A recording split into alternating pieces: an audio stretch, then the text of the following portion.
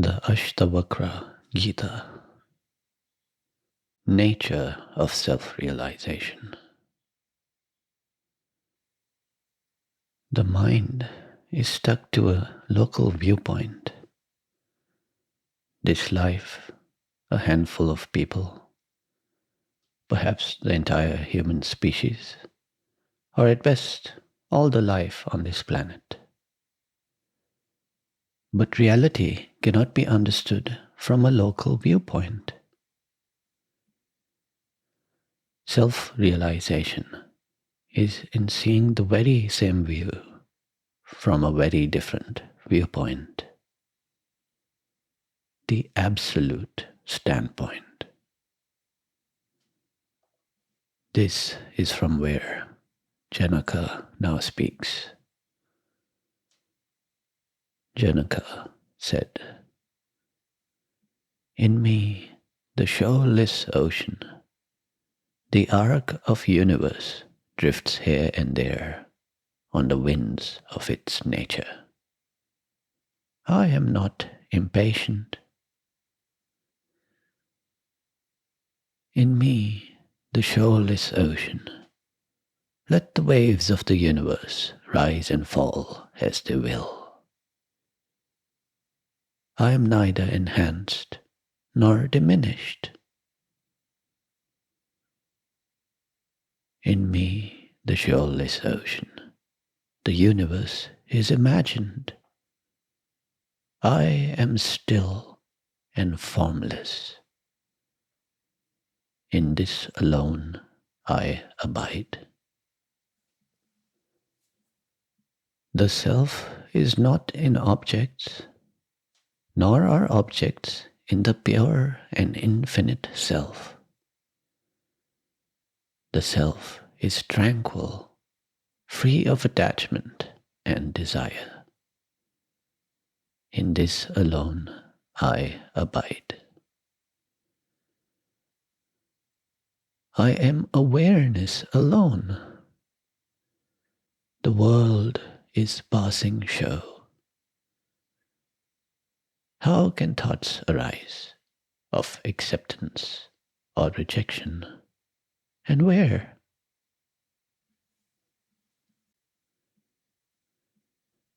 The dialogue now shifts back to Ashtavakra, who brings us back to earth. How does one see from this absolute standpoint? He now clarifies. Bondage and Liberation. Ashtavakra said, "When the mind desires or grieves things, accepts or rejects things, is pleased or displeased by things, this is bondage. When the mind does not desire or grieve, accept or reject, become pleased or displeased, liberation is at hand." If the mind is attached to any experience, this is bondage. When the mind is detached from all experience, this is liberation. When there is no I, there is only liberation. When I appears, bondage appears with it. Knowing this, it is effortless to refrain from accepting and rejecting. Let us revisit some of the key verses here. In me, the shoreless ocean, the arc of universe drifts here and there on the winds of its nature. I am not impatient. In me, the shoreless ocean, let the waves of the universe rise and fall as they will. I am neither enhanced nor diminished. This is not speaking from a human point of view, but from the absolute standpoint, beyond cause and effect, most fundamental, timeless, prior to all creation. This is what is realized as the self, the ultimate reality, on which even the universe depends, in which space and time appears, and everything in it. In regards to this reality, there can be no change, no increasing or decreasing, being or non-being, no gain or loss, no awakening or sleeping. Reality is aware, always real, fundamental. In the pure awareness of self, the universe appears. In me, the shoreless ocean, the universe is imagined. I am still and formless. In this alone I abide. How can the sage say so confidently that the ultimate reality is awareness, while the scientists are still not there? It is simply because without awareness, there is no universe, and awareness itself has no form. It does not exist at a point in time or space. And when looking at the self, inquiring who am I, the answer is only this awareness. You find in yourself the ultimate reality as the self. The self is not in objects, nor are objects in the pure and infinite self. This capacity, in itself formless, empty, is the expanse in which all forms appear.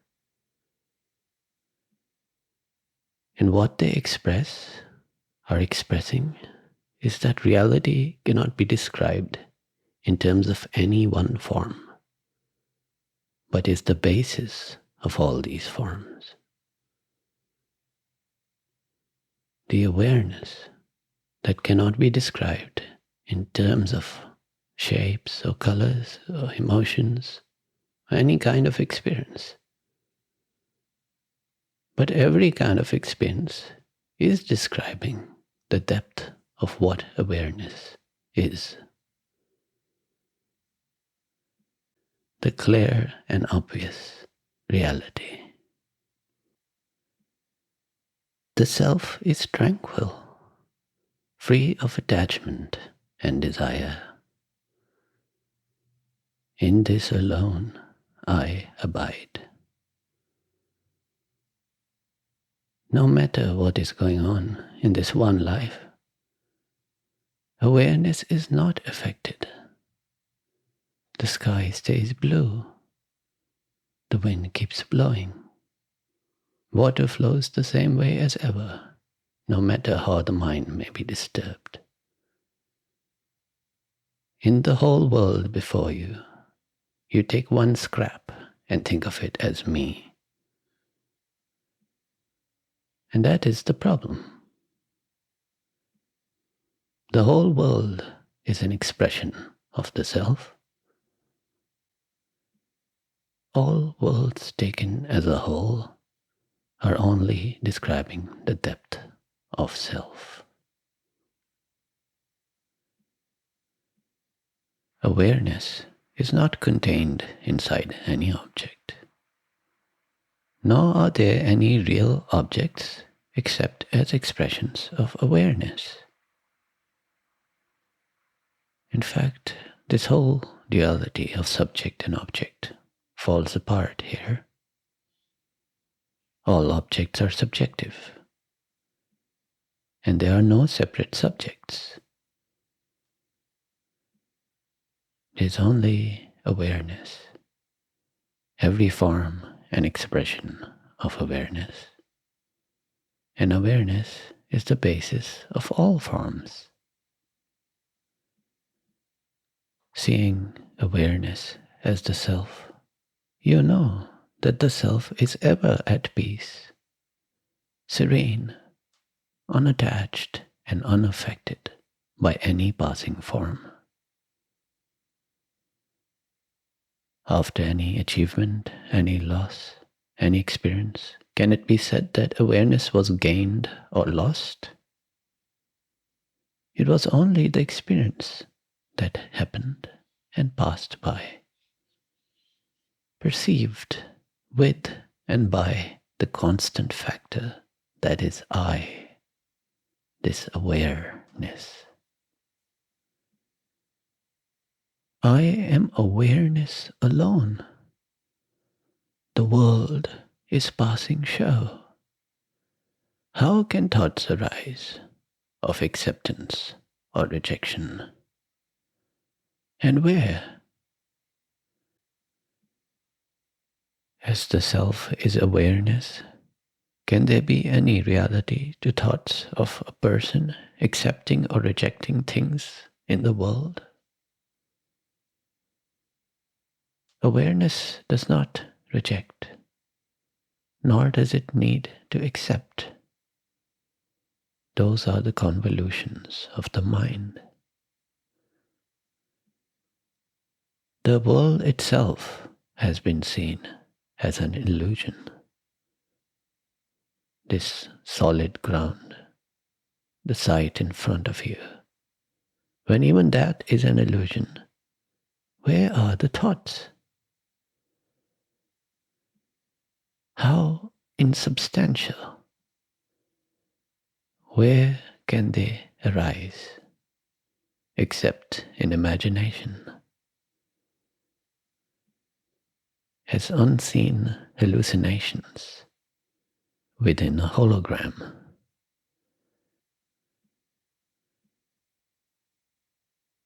Now, let's come back to Earth, back to this life where all kinds of thoughts do arise. How is one to be free of them? How do you take your stand in the absolute when the mind gets mired in the relative? When the mind desires or grieves things, accepts or rejects things, is pleased or displeased by things, this is bondage. This is bondage to the mind, to the body, to the world, to the persona in all its baggage. This is being ruled by thoughts, those insubstantial thoughts which have really no substance. When the mind does not desire or grieve, accept or reject, become pleased or displeased, liberation is at hand. This is the way to peace, the loving calm of the sage, the happiness of being content in the moment, whatever it may be. If the mind is attached to any experience, this is bondage. When the mind is detached from all experience, this is liberation. This is the root cause of misery and the way to liberation. Every question the sage is asked is a question about experience. How can I experience awareness, reside in awareness, overcome trauma, experience bliss, be free of thoughts? This is all being attached to experience. To judge and evaluate yourself based on the passing experiences, to tie your ideal of enlightenment to them, is to remain tied to them. That is bondage. To be free is to stop being obsessed with experience itself. It is all yours. Every single experience in any single life belongs to the self. Why lust after the meager scraps available in this life? There's one link for this obsession to break, and then you get something beyond experience, the realization of self. When there is no I, there is only liberation. When I appears, bondage appears with it. Knowing this, it is effortless to refrain from accepting and rejecting. You must see this in action. When there is misery, look and you will find all the thinking and feelings roiling around the concept of I.